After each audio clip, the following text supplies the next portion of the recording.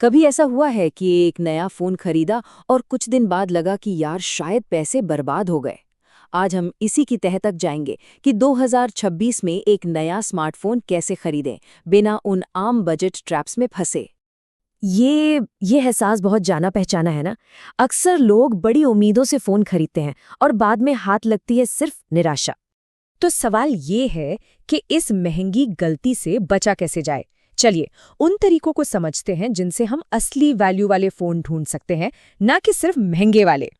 सबसे पहले ये समझना जरूरी है कि ये बजट ट्रैप फोन आखिर होता क्या है। मतलब हमें लड़ना किससे है ये तो पता हो। देखिए, कंपनियां करती क्या हैं, वो बड़े बड़े दावों और मार्केटिंग के साथ नए फोन लॉन्च करती हैं, लेकिन असल में अपग्रेड्स इतने छोटे होते हैं कि पता भी नहीं चलता। तो क्या सच में 5% बेहतर परफॉर्मेंस के लिए 20,000 रुपये ज्यादा देना समझदारी है? नहीं, बिल्कुल नहीं। तो फिर इस जाल से निकलने का सीक्रेट क्या है?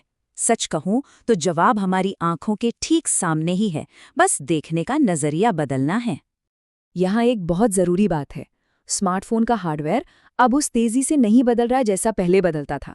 आज का नया फोन पिछले साल के मॉडल से बस थोड़ा सा ही बेहतर होता है। और अच्छी बात यह है कि पुराने मॉडल पर भी अब 4 से 5 साल तक के सॉफ्टवेयर अपडेट्स मिलते हैं। मतलब लगभग वही एक्सपीरियंस बहुत ही कम दाम में। चलिए इसे असल दुनिया के कुछ उदाहरणों से समझते हैं और शुरुआत करते हैं मार्केट के 2 सबसे बड़े नामों से। सैमसंग का ही केस ले लीजिए। S26 अल्ट्रा में एक नया प्राइवेसी डिस्प्ले हो सकता है, लेकिन क्या ये फीचर सबके काम का है? शायद नहीं। वहीं S24 अल्ट्रा आज भी एक पावर हाउस है और वैल्यू फॉर मनी के मामले में कहीं आगे है। और ये जो बचत है वो छोटी मोटी नहीं है। 1 साल पुराना फ्लैगशिप चुनने का मतलब है सीधे सीधे 30 से 40 हजार रुपये बचाना, और परफॉर्मेंस में शायद ही कोई फर्क महसूस होगा।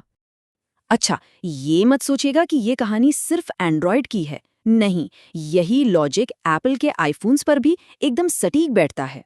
आईफोन की दुनिया में देखें तो एक्सपर्ट्स नए आईफोन 17 को छोड़ने की सलाह दे रहे हैं। वजह?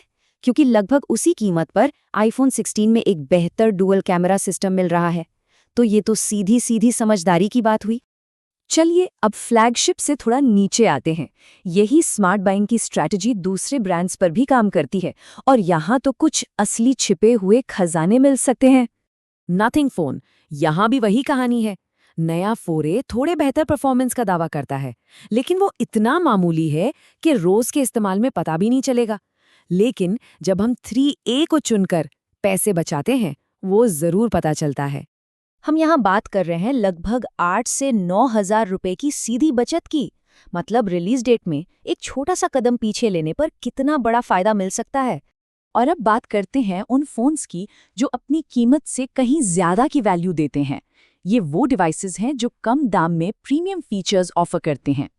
इसका एक शानदार उदाहरण है मोटोरोला एज 60 प्रो। लगभग 25,000 रुपए में इसमें टेलीफोटो लेंस मिलता है, मतलब बेहतरीन जूम वाली तस्वीरें। साथ ही इसका डिजाइन और फील भी प्रीमियम है, जो आमतौर पर महंगे फोनों में ही मिलता है। और अगर पोको M8 जैसी मॉडल्स पर नजर है तो 1 मिनट रुकिए। एक फोन है CM Phone 2 Pro, जिसमें एक ऐसा फीचर है जो इस दाम में मिलना लगभग नामुमकिन सा है। ये फोन एक बेहतरीन उदाहरण है कि कैसे अपनी जरूरतों को पहचानने से जबरदस्त वैल्यू मिल सकती है।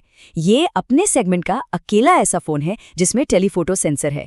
अगर फोटोग्राफी किसी की पहली प्राथमिकता है तो ये तो एक गेम चेंजर है। चीजों को और आसान बनाने के लिए ये रही एक छोटी सी गाइड। बाईं तरफ की जो सीरीज है वो अक्सर कीमत के हिसाब से उतनी अच्छी वैल्यू नहीं देती, जबकि दाईं तरफ वो विकल्प हैं जो कम पैसे में बेहतर परफॉर्मेंस और फीचर्स देते हैं। ठीक है, तो हमने काफी कुछ देख लिया है। अब इन सारी बातों को समेटकर एक आसान सी गाइड बनाते हैं जिसे अगली खरीदारी में इस्तेमाल किया जा सके। बस ये 4 बातें। ये एक ऐसी सोच है जो कंट्रोल खरीदार के हाथ में देती है। ये सिर्फ एक फोन खरीदने के बारे में नहीं है, ये एक ऐसा स्मार्ट इन्वेस्टमेंट करने के बारे में है जो असल में हमारे काम आए। और आखिर में सब कुछ इसी एक सवाल पर आ जाता है। इस सारी जानकारी के बाद अगली बार जब कोई नया फोन लेने जाएगा तो क्या अलग करेगा, किस मार्केटिंग के जाल से बचा जाएगा और कौन सी असली वैल्यू ढूंढी जाएगी।